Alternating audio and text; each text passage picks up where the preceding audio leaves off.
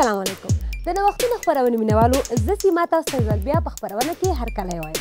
په نننۍ خپرونه کې زه تاسو ته ډېر جالبه او خوندور مطالب لرم.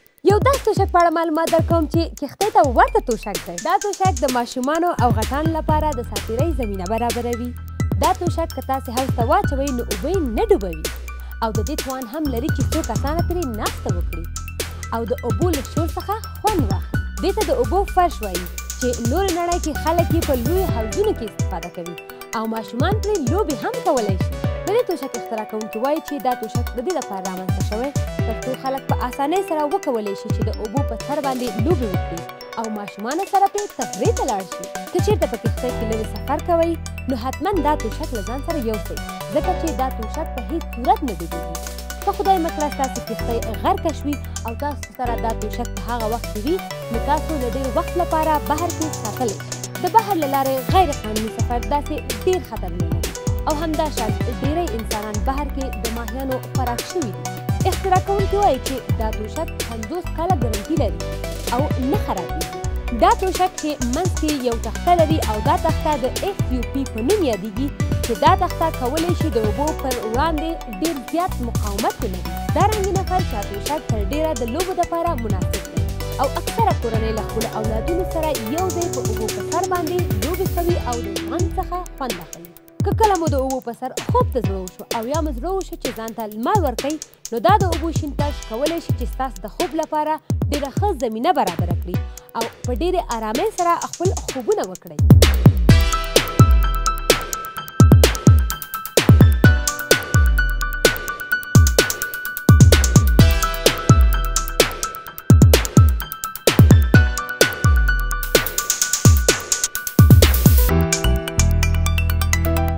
ملګرو یو بل مطلب ته راځي او دا مطلب هغه میرمنو ته ډېر مهم دی چې هره شیبه خپل ویښتان ږمنځوي او بیا یې ویښتان پر کالیو نښلي او بیا یو ویښته په ډېر ښه تکلیف سره لري کوي. نننۍ خپرونه کې به درته دا ستونزه حل کړو. اختراع کوونکو داسې یو ماشین رامنځته کړی چې ډېرې اسانۍ سره ویښتان له کالیو څخه لرې کوي.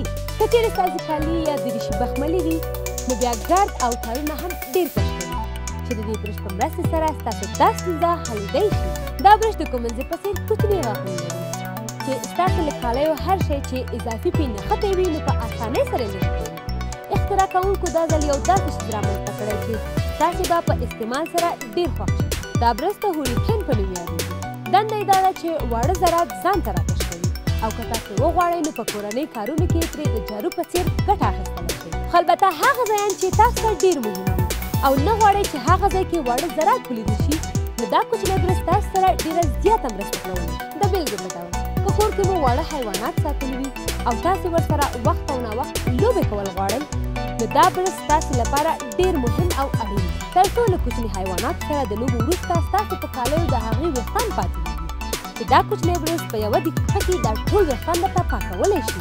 د دې ټولو سربیره د دې برش بله خوبي دا ده چې تاسې په جیب او دستکاوو کې هم اچولی شئ. دا ستاسې په سلیقې هم ډېره ښه اغېزه کولی شي ځکه که مو پر کالیو اضافي ذرات ولیدل شي نو خلک یې نه خوښوي. دا برش د مېرمنو لپاره هم د ډوډۍ پخولو په وخت کې ډېر مهم دی ځکه اکثره وخت په ډوډۍ خوړلو کې ویښتان لیدل کېږي چې د ډېرو خلکو د اشتها د خرابېدو سبب ګرځي او د کورنۍ ترمنځ د تاوتریخوالي سبب هم جوړېدی شي. که غواړئ چې له دې رنجې څخه ځان خلاص کړئ نو کولی شئ مخکې له پخلنځي له تګ څخه لومړی خپل کالي په دې برش باندې پاک کړئ او بیا خپل نور کارونو ته دوام ورکړئ. دا برش باید تاسې له کارولو وروسته منظم پاک کړئ ځکه پاکول یې ډېر مهم دي. له دې برش سره به په ډېر احتیاط کار کوئ ځکه که ډېر زور مو پرې راوستو نو بیا یې د خرابېدو امکان هم شته. هر څومره چې په قرار کالیو باندې ومږئ په هماغه اندازه ډېر ښه کالي پاکوي او ښه کار کوي. له دې سره زموږ د خپرونې وخت په ختمېدو دی. هیله دا ده چې زموږ د خپرونې مواد مو خوښ شوي وي. تر بلې خپرونې مو الله مل شه.